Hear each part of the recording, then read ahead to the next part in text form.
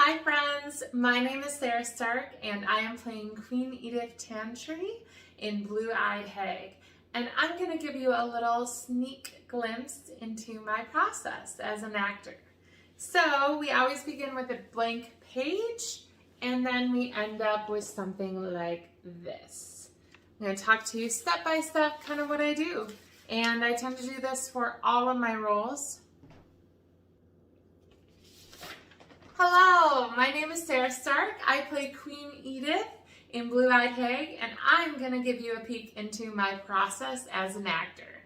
So we're looking at specifically text work.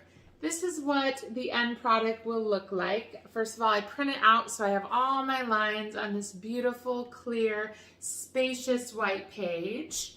And here's what happens. So I go line by line, and I start by looking at the scansion. So this was a very unique project in particular because I do have some sections that are in meter, like Shakespeare's language, but a lot of it is more like prose. The next step is that I will paraphrase the text. So basically write it out in modern English, kind of in my own words. I do want to mention too, after I do every single one of these steps, I then read the text out loud. It's very important. It's the way that I assimilate the intellectual work and get it into the musculature of my mouth, my body, and just start learning those lines, absorbing them, making them my own. So after that, I now look at thought chunks. When I have sections with larger text, I will break it up into individual thought chunks to help differentiate where the thoughts may change. What kind of helps me with this is I'll look at, are we going from present tense to future tense? Is there a shift in idea? The punctuation can often cue you into this as well. For example, if you have a period, an exclamation mark, question mark, that will be a much larger shift than if you just see a colon or if the sentence runs on. After that, thought chunks, and I do want to say I like to add more than less because vocal variety. So after thought chunks, I move on to operative words. So I like to work with paragraphs in this, although I can do it line by line, and I'll pick out what is the most important word in the sentence so that I'm sure to give that its due weight in my vocal and physical performance. Often, how I determine these are several different ways. I like to find one toward the end of the line because I like to keep the energy up through the end of the line. But also a lot of times verbs can be really good operative words, or if there's something really titular. For example, in my first line, or second rather, as the queen, I say, no clouds cataract this blue-eyed sky. And blue-eyed is in the name of the title. So that's a great operative word choice. After that, I like to go through the text, reading it out loud and just over-exaggerating my consonants first, and then do that same process, but just focusing on the vowels. Really interesting stuff comes out in that process in particular that you never would have catch if you hadn't taken the moment just to physically do that and give that breath. Fun fact about that too is that when you exaggerate the vowel sounds, you often very easily key into the emotion within the language. It's a wonderful device I've discovered, so rather than trying to put that emotion on as we can kind of want to do as actors, if we're impatient about getting to the end results, the performance ready version, it can just help you very naturally cue into that within the speech as it was written by the playwright. And then I also focus on the vowels and the consonants rather, and those tend to give you more of the crisp sounds, the logic, the rigor, the reason within the piece really come out within the consonant sounds. After that, I like to distinguish my punctuation. I will always take a red and green marker and basically put a mark every time we have punctuation. Or at the end of the line, we don't have punctuation and it just runs on. I like to do a little arrow.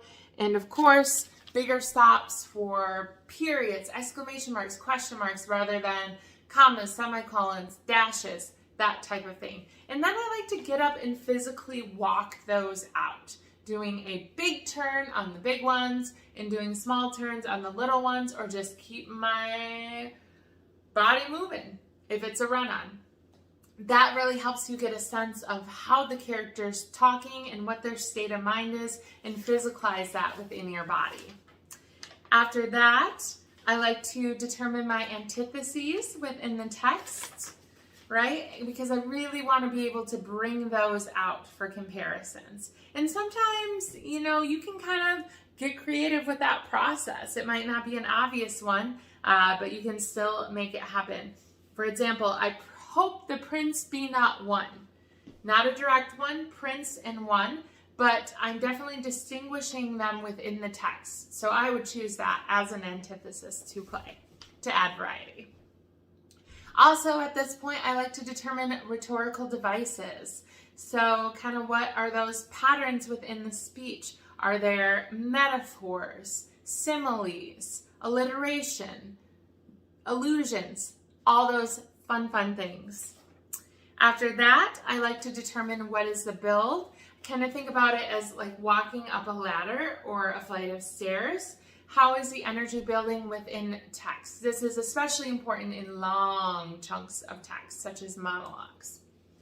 After that, I like to look at, this is a Shakespeare thing, but also can be very relevant in other cases, you versus thou. After that, I look at the end of the line words. It's really cool to kind of see what the pattern of that could be. For example, in my first chunk in Blue-Eyed Hag, my end words are wedding, parapet, radiates, sky, horizon, and aligned. We can tell here, obviously, there's a lot of natural references, and they seem to be very positive, harmonious. So that gives me a cue into the overall desire or mood that Edith is exhibiting right off the bat in that moment. After that, now I get into the more kind of abstract psychological exercises, and this is where we really start to play with the text. So I like to apply Laban effort actions. I'll intellectually write those out and choose those, and then I'll get up and physically do those within my body, and then sit back down and read the text right after. And guaranteed, it will affect the way I say the text. Really cool. And then after that, I like to do some head, heart, gut, groin. That's another way just to add some vocal variety to the text, considering what different body center am I saying this line at, or even maybe just this word. I can really play with the punctuation in this moment too, and see where the thought changes are, and choose little phrases to change the body centers. I can be really creative about this process, which is really fun.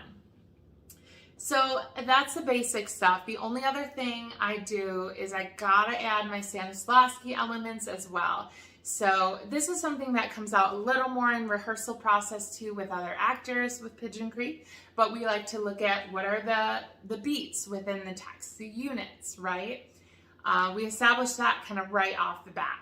And then on my own, I will independently look at breaking down the obstacles, my objectives, what is my moment before. I'll do a writing.